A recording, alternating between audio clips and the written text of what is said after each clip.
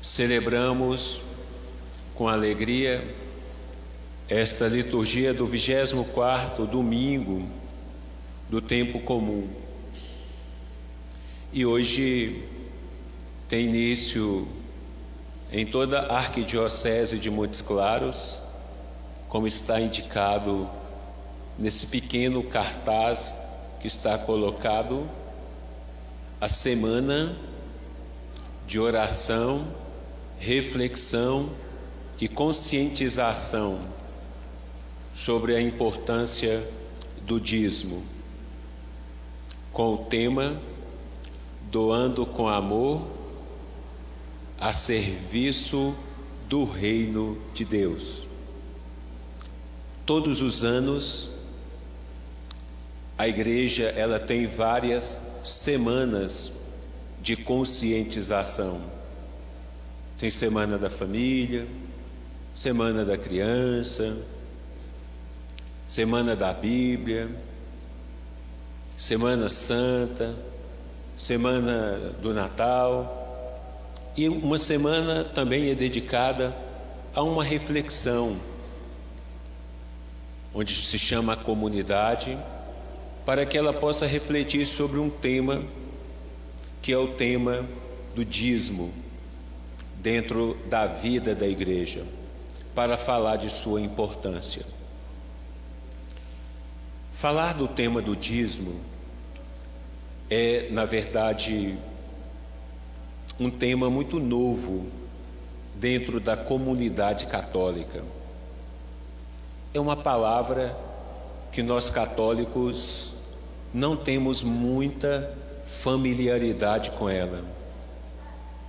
A palavra do dízimo, ela ficou muito popularizada no universo evangélico, das igrejas evangélicas, onde a prática do dízimo, ela é sistemática, organizada e mais antiga do que a prática do dízimo na igreja católica.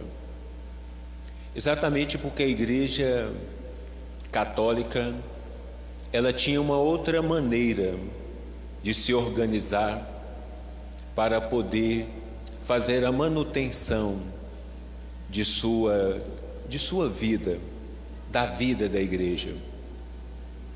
Inicialmente, sobretudo no Brasil, a igreja, durante muito tempo, ela foi uma igreja que sobreviveu de duas maneiras muito específicas.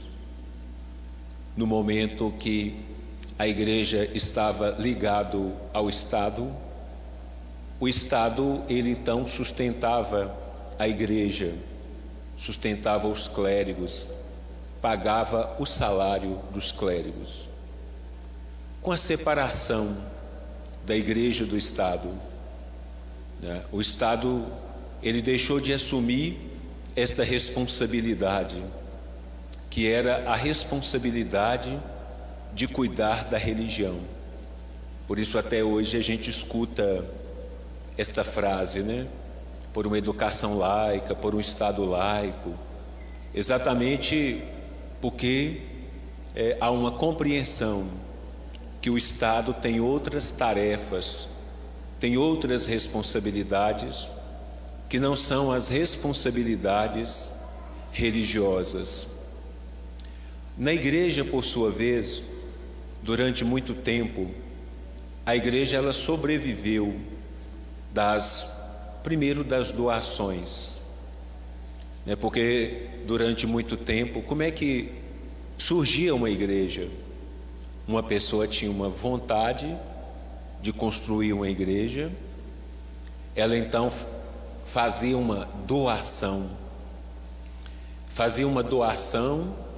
e muitas vezes a própria pessoa que fazia a doação, ela dava parte dos seus bens para a própria construção da igreja. E aí a igreja era construída com parte de doação e com parte de bens daquelas pessoas que doavam esses bens para a igreja. De vez em quando vocês escutam aí na mídia, né, algumas confusões até hoje. Lá na cidade tal, as terras lá pertencem a Santo Antônio. Lá em Mirabela, as terras são de São Sebastião. Lá em Bocaiúva, as terras é do Senhor do Bonfim. Exatamente, a terra era doada para o santo, ou seja, a terra era doada pela igreja. Ou seja, um fazendeiro que tinha uma fazenda muito grande, ele tirava um pedaço da fazenda, ia no cartório, registrava aquela parte, doando para que se fizesse uma igreja, e doava aquela porção de terra para a igreja. E aquela porção de terra ficava pertencendo à igreja. Aquela porção de terra pertence à igreja. Em muitos lugares, inclusive, a gente escuta isso hoje, as pessoas falarem, né? Mas para que santo quer terra? Na verdade, doar a terra para o santo é apenas uma forma que a gente tem figurada de dizer que a terra foi doada para a igreja, porque aquela terra que fora doada para a igreja, ela é registrada no cartório, ela tem documento, ela tem registro que ela pertence à igreja, e por ela pertencer à igreja, aquela terra, ela tem alguém que responde por ela. Em Montes Claros a gente tem um organismo chamado Mitra Arquidiocesana, que tem um CNPJ, e quem responde exatamente por esta terra, pela responsabilidade, é o bispo da diocese, que tem então o poder sobre esse patrimônio que pertence à igreja. Quando a gente diz que o bem pertence à igreja, tem pessoas que pensam que os bens que pertencem à igreja, que eles pertencem aos padres e que eles pertencem aos bispos. É muito importante que a gente observe, uma terra que é do Estado, ela é uma terra que é da população, ela é do cidadão, porque o Estado administra em nome de todos. Uma terra que é doada também em nome da igreja, ela não pertence ao padre, ela não pertence ao bispo. Esta terra, ela pertence ao povo católico, ela pertence ao povo cristão. Por isso, aquilo que é o patrimônio sagrado, esse patrimônio sagrado, por exemplo, eu sou o pároco nomeado oficialmente para cuidar desta paróquia.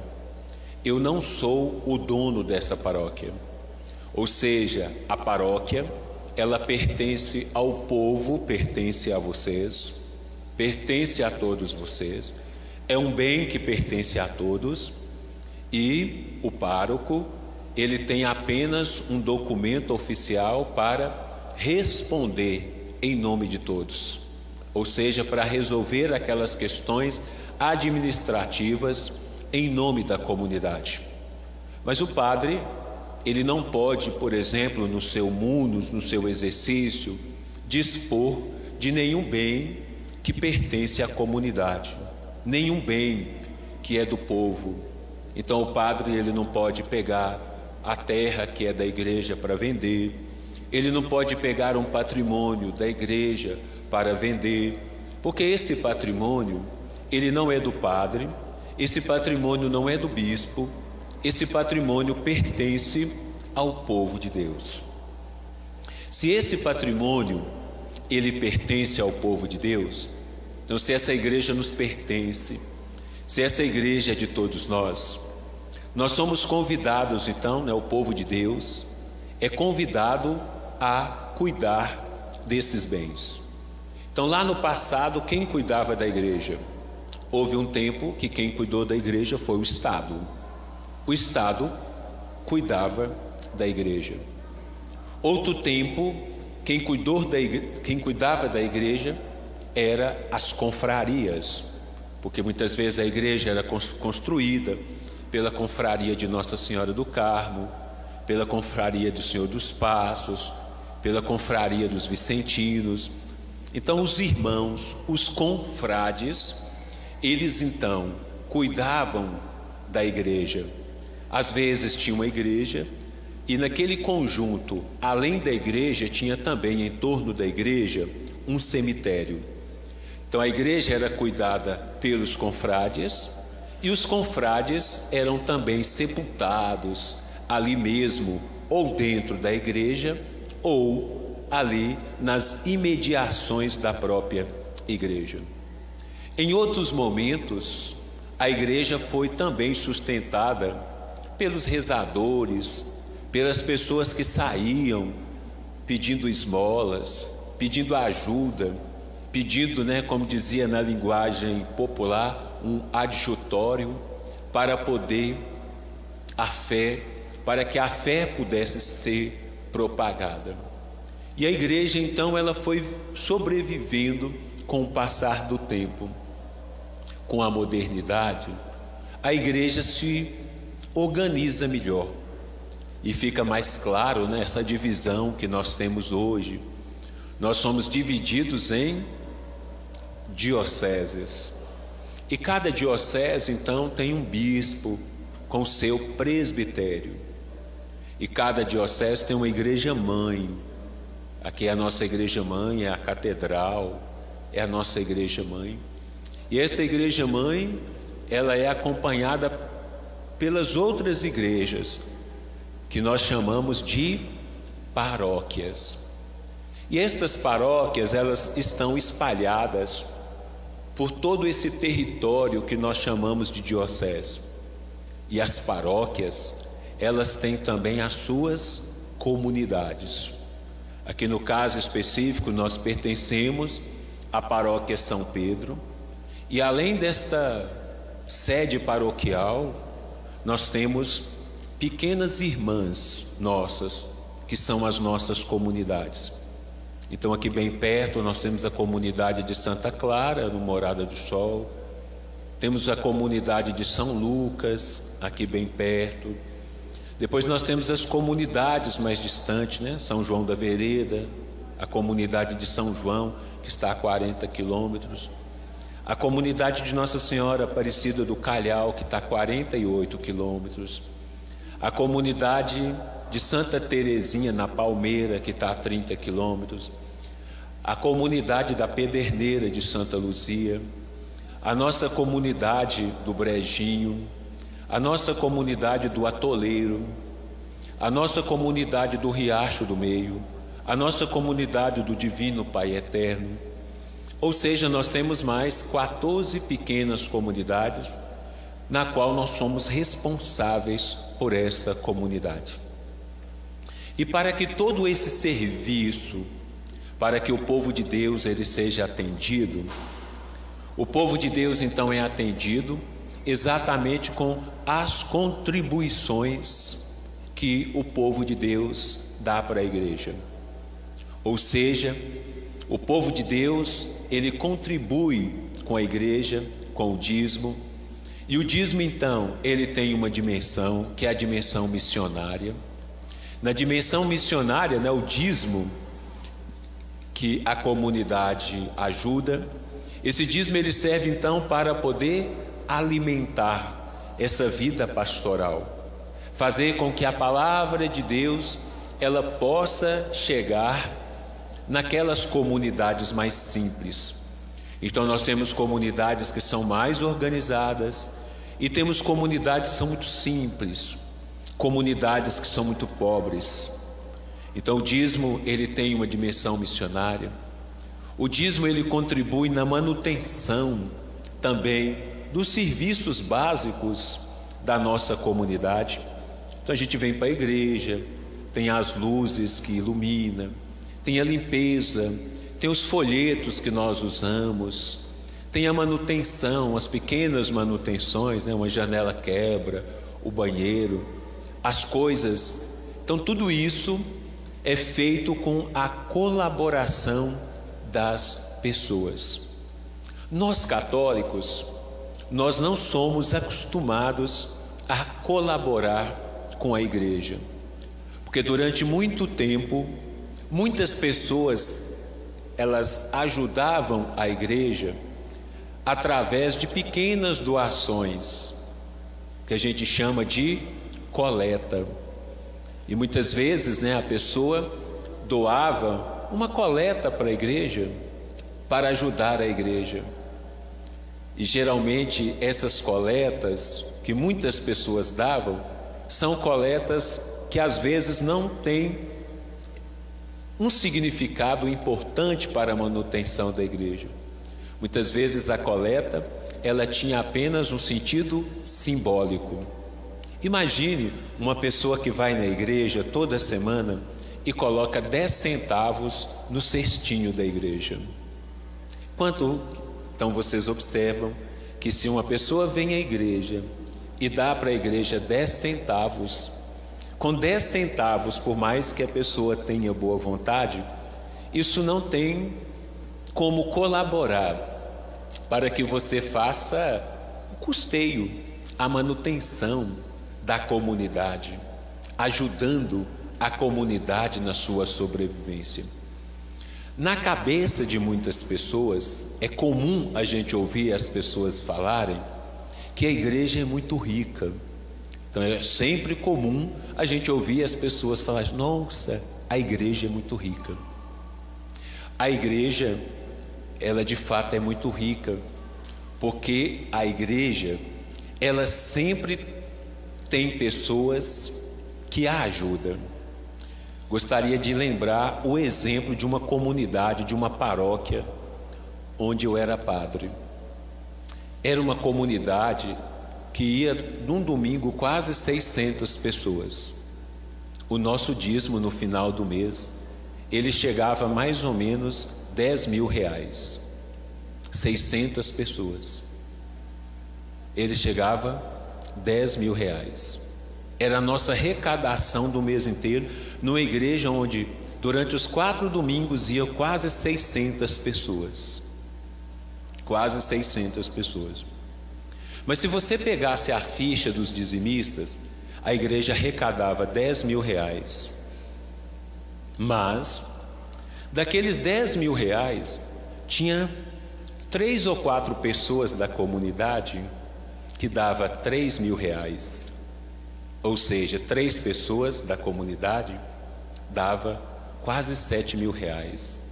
E os 3.000 restantes eram os que os outros 600 que vinham na igreja colaboravam. Muitas vezes as pessoas falam que a igreja é rica. E por que às vezes as pessoas acham que a igreja é rica? Eu digo para as pessoas que a igreja, de fato, ela não é rica. O que a gente tem na igreja são pessoas generosas que nos ajudam. Eu fui pároco em Francisco Sá durante um bom tempo. E aí eu digo para as pessoas, eu tinha 62 comunidades para ir. Das 62 comunidades, tem 2 pessoas que eu falo até hoje que eram os anjos da minha vida. E toda vez que eu encontro eu falo, Dona Normélia e tinha uma outra pessoa, Cici, que eram os meus anjos da guarda. Dona Normélia e Cici, eles tinham os postos de gasolina lá em Francisco Sá. E todo final de semana eles diziam: padre, quando o senhor passar para ir para a missa, o senhor passa e pode abastecer o carro. Então Dona Normélia e Cici colaborava para que eu pudesse ir em 60 comunidades. Quando você chegava numa comunidade, celebrava uma missa, às vezes era uma missa que tinha muita gente, mas você observava que aquela missa não tinha uma coleta, aquela missa não tinha nenhum tipo de contribuição. Então muitas vezes nós católicos, nós somos muito acomodados. E às vezes a gente na igreja não tem muita consciência do que acontece na igreja, né? Às vezes você chega um dia domingo, você vê um tanto de enfeites aqui na igreja. Mas você vai observar que aqueles enfeites não foi porque nós compramos para enfeitar o altar, para Deus ficar satisfeito. Os enfeites que às vezes fica é o resto. É o resto porque no sábado teve um casamento que a noiva gastou 25 mil reais com uma floricultura, e para ela não jogar fora, ela deixa 3 ou 4, porque o dia que não tem uma noiva que nos dá o resto, o altar só tem um jarro de flor, porque às vezes você não tem 300 reais ou 400 reais para comprar um arranjo de flor todo final de semana para colocar na frente da igreja. Qualquer cristão pode perguntar numa floricultura quanto custa um arranjo de flor. Se a gente fosse colocar 2 arranjos de flores todos os domingos aqui na igreja, quanto que a gente precisaria para a gente colocar 2 arranjos de flores todos os domingos aqui? E nem sempre, às vezes você tem uma ajuda, você tem uma coleta, você tem alguma coisa para que você possa colaborar, para que você possa ajudar a igreja. Muitas vezes na igreja a gente observa muita arrogância, né? As pessoas falam assim: mas um casamento na igreja diz que custa quase 30 mil reais. Quanto que custa um processo de casamento na igreja? Um processo de casamento na igreja, os papéis colocados na igreja custa 60 reais. Um padre que faz um casamento, ele recebe 15 reais para fazer um casamento. Um padre vai celebrar uma missa, ele recebe por uma missa celebrada, ele recebe uma contribuição de 10 reais para celebrar uma missa. Ele recebe 10 reais para celebrar uma missa. No dia de um casamento, uma pessoa que vem tocar um trompete na igreja, ele não vem aqui por menos de 1.200 reais. Um padre recebe 15 reais. Um padre recebe 10 reais. Quando recebe 10 reais, como uma contribuição para poder ajudar a comunidade. Então, muitas vezes, as pessoas não compreendem, né? Então, talvez por isso que é até bom na igreja, né? Que o padre seja solteiro, que o padre não tenha família. Porque se o padre católico tivesse família e ele dependesse da igreja para viver, com certeza ele morreria de fome. Com certeza ele ficaria com fome. A igreja então tenta organizar o dízimo. Por que a igreja tenta organizar o dízimo? É tentar dizer para os cristãos que eles precisam compreender, que eles precisam colaborar com a sua comunidade. Colaborar para que a sua comunidade ela possa funcionar.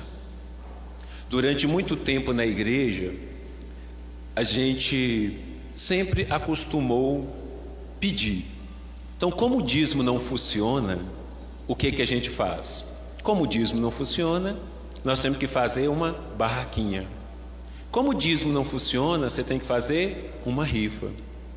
Durante esse tempo da pandemia, como tem 2 anos que a gente não faz uma festa, então isso significa que a igreja ela entrou numa situação extremamente difícil. É muito importante que a gente compreenda que a missão de sustentar a igreja não pode ser uma missão só do padre. Apesar que eu digo para as pessoas, não tem problema, eu trabalho. E se tiver de pagar a gasolina para celebrar a missa, eu pago. Mas eu penso que o padre, ele já dá a própria vida. E ele tem que trabalhar para poder sustentar a igreja, eu acho que é um grande abuso. Eu acho que as pessoas deveriam também colaborar para que a igreja ela pudesse fazer o seu trabalho com mais tranquilidade. A igreja não precisa ter riqueza. A igreja não precisa ter fortuna.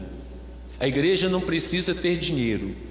Mas a igreja tem que ter pelo menos um recurso para comprar o folheto que a gente usa. Comprar o folheto que a gente usa. Pagar a sua conta de luz. Pagar. De vez em quando a pessoa chega, padre, eu fui lá na igreja, a secretaria está fechada. Sim, mas a secretaria a gente tem que pagar uma pessoa. Eu não posso pedir para o secretário ficar aberto à noite, porque eu não tenho como pagar insalubridade, eu não tenho como pagar ele periculosidade.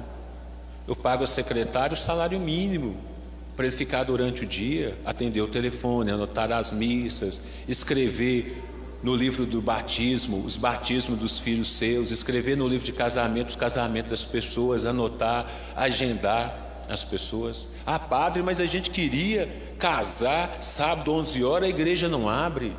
Sim, mas eu não tenho como pagar um funcionário extra para abrir a igreja 11 horas.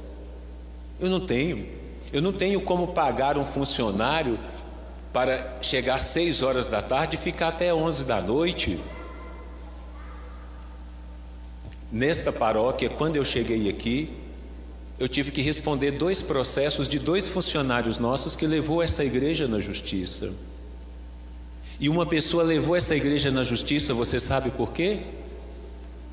Porque ela era funcionária aqui e tinha as barraquinhas aqui fora. E de vez em quando a pessoa falava assim: olha, você já trabalha, ajuda a gente nas barraquinhas. E a pessoa ficava e ajudava na barraquinha. E no final da barraquinha a pessoa fazia um recibo e dava para ela: olha, como você nos ajudou, estou te dando mais R$100. Sabe o que ela fez depois? Foi na justiça e disse que trabalhava à noite, levou todos os recibos e nós fomos obrigados a pagar para ela mais R$20 mil. Na época a gente nem tinha esse dinheiro para pagar. Então é muito importante que a gente observe que hoje a gente tem que pregar a fé, mas a fé, ela não consegue chegar às pessoas se ela não tiver condições para que ela chegue. Infelizmente a gente vive hoje numa sociedade que boa vontade não basta. No que se refere à igreja, só uma pessoa não tem carteira assinada, porque pelo estado de vida, padre não é profissão. Então eu não tenho carteira assinada, eu não tenho obrigações trabalhistas, eu não tenho direito a um tanto de coisas, porque o que eu faço como doação pela minha vida. Mas os outros funcionários da igreja, eles são funcionários, eles têm carteira assinada. Por isso a igreja, ela tem que pagar 13º, ela tem que pagar INSS, ela tem que pagar seguro, ela tem que pagar. Então quando a gente vê uma igreja, a igreja é muito bonita, mas essa igreja, ela é uma igreja que a gente reza, mas ela é uma igreja que precisa também funcionar. E para a igreja funcionar, ela só pode funcionar se ela tiver a ajuda dos cristãos. Então que o cristão, ele possa ter sempre na cabeça uma coisa: o que você dá para a igreja é para a igreja. Porque às vezes a gente escuta isso por aí também: eu não vou ajudar a igreja, não, eu encher barriga de padre.